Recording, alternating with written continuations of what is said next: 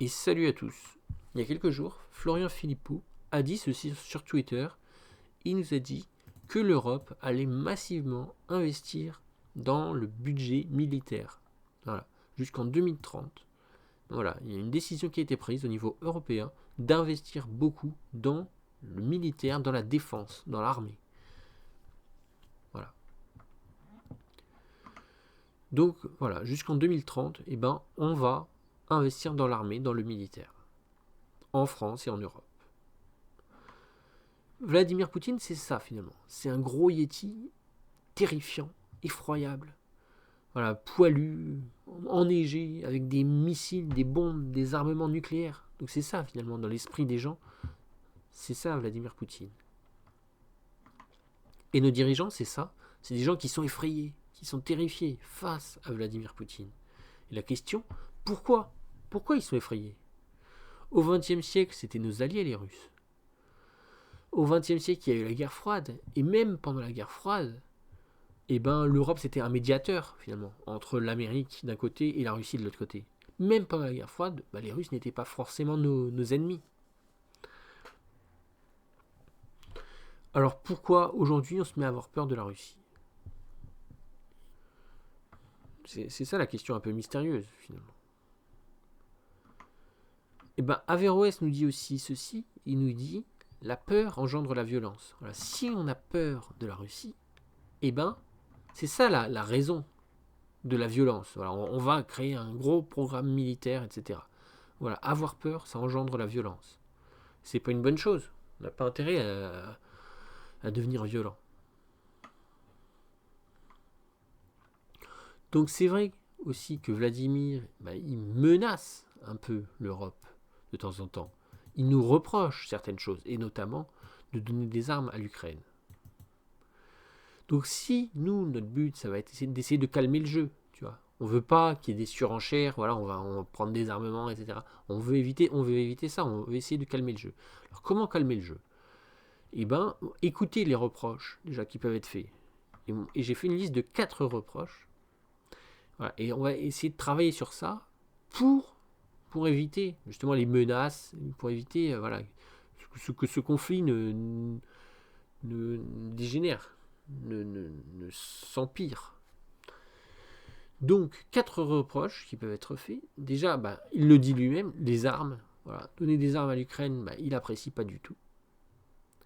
Ensuite, un autre reproche, c'est une députée qui semble soutenir un groupe terroriste. Voilà, puisqu'elle veut chasser, lutter contre des milices palestiniennes qui essaient de se défendre, etc. Elle est pour lutter, mener la chasse contre les Palestiniens. Donc ça, c'est un problème. Quand on a une députée en France qui veut faire la chasse à des Palestiniens innocents, c'est un problème. Ok. Troisième point, la France, des fois, elle immigre des gens qui sont insultants contre les Juifs. Et quatrième point, vassaliser la Corse. Peut-être que c'est pas une bonne chose, peut-être qu'il faut donner finalement l'indépendance à la Corse. Donc si on faisait ces 4 points, sans doute que Poutine cesserait de nous menacer finalement. Voilà. Si on devient plus respectable, parce que c'est vrai qu'il y a eu un peu une dérive, si on devient plus respectable, on va plus être respecté. Voilà. Faut être respectable pour pouvoir être respecté. Donc on va voir comment travailler sur ces points. Parce que c'est pas évident, c'est facile de le dire, mais comment le faire en pratique? Et notamment, comment faire une meilleure immigration? Parce que c'est souvent un reproche de la Russie qui nous dit que c'est le chaos, que notre pays va s'effondrer, et qu'on immigre n'importe quoi, etc. Donc c'est souvent un reproche récurrent de la Russie, ce troisième point. Et comment faire pour travailler là-dessus? Donc ce qu'il faut voir avant tout, c'est que dans toutes les religions, il y a 3 formes de pratiquer la religion, 3 façons de pratiquer la religion. Dans toutes les religions, à chaque fois, il y a des orthodoxes, des libéraux, des conservateurs. Les orthodoxes, c'est eux qui vont appliquer à la lettre tout. Ils vont tout appliquer à la lettre, les orthodoxes. Les libéraux, ils vont beaucoup plus chercher à comprendre, à interpréter, etc. Et les conservateurs, c'est un peu l'équilibre entre les deux. Voilà. Donc ça, c'est très important de le comprendre. Dans toutes les religions, il y a ça. Il y a des gens qui appliquent à la lettre, il y a des gens qui interprètent beaucoup, et il y a des gens qui sont à l'équilibre. Voilà. Et donc finalement, quand on immigre, eh ben, il faut choisir parmi ces trois là, il faut choisir ceux qui seront respectables, ceux qui ne vont pas insulter ni quoi que ce soit. Tu vois. Puisque finalement, on peut faire un choix. Quand on veut immigrer, et pourquoi pas, hein, c'est une bonne chose d'immigrer, mais quand on veut immigrer, ben, il faut choisir ceux qui sont respectables, ceux qui ne vont pas nous insulter.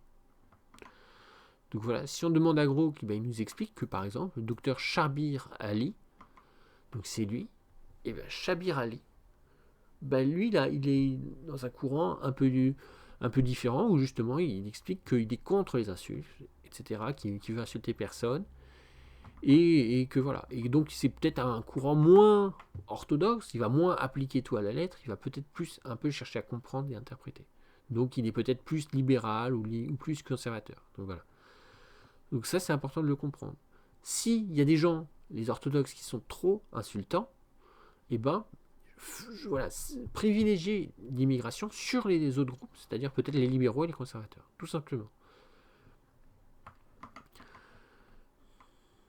Donc voilà, Shabir Ali qui nous explique que finalement, la religion, c'est pas une science exacte, c'est pas une science dure. La religion, c'est avant tout, voilà, comprendre les phénomènes physiques qui se passent et apprécier voilà, la magie finalement de tout ça.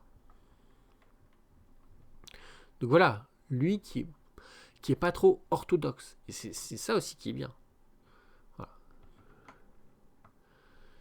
Donc il va être lié à ces courants, le Tablighi Jamaat et le Deobandi. Et ça se passe plutôt vers l'Inde et vers le Pakistan. Voilà. Et donc avec ça, on peut mieux immigrer. Tu vois. Si on immigre des gens qui sont comme ça, comme Dr Shabir Ali, si on immigre des gens qui ne sont pas insultants ni rien, Poutine, il ne peut plus nous faire des reproches. Et s'il ne fait plus de reproches, il ne pourra plus non plus nous faire des menaces. Tu vois. S'il nous fait des menaces, c'est parce que on fait trop d'erreurs. Il y a trop de choses qu'on fait qui sont répréhensibles. Il faut arrêter de faire des choses répréhensibles. Il faut arrêter de faire ça, ça, ça et ça. Et ensuite, Poutine, il n'aura plus rien à nous reprocher. Et donc, il ne pourra plus nous menacer. Donc voilà. Pour moi, on peut calmer le jeu. Pour moi, c'est ça qu'on devrait faire, c'est-à-dire essayer de calmer le jeu. Tout simplement, plutôt que d'aller dans une logique de surenchère et de faire des programmes militaires lourds, etc. Ben, c'est pas forcément le bon choix. Pour moi, il vaut mieux essayer de calmer le jeu, c'est-à-dire voilà, travailler sur ces 4 points, notamment sur le 3e, parce que c'est faisable, c'est réalisable. Et d'ailleurs, même nous, on a intérêt à travailler pour nous-mêmes. On n'a pas intérêt, nous, à avoir une députée qui fait n'importe quoi. On n'a pas intérêt à avoir des gens qui viennent et qui nous insultent. Même pour nous. Alors déjà, pour Poutine, bah, ça va lui faire plaisir. Il va moins nous menacer, il va moins nous faire de reproches. Mais même pour nous, c'est bénéfique. Voilà. J'espère que vous avez apprécié. Et je vous dis à la prochaine. Salut!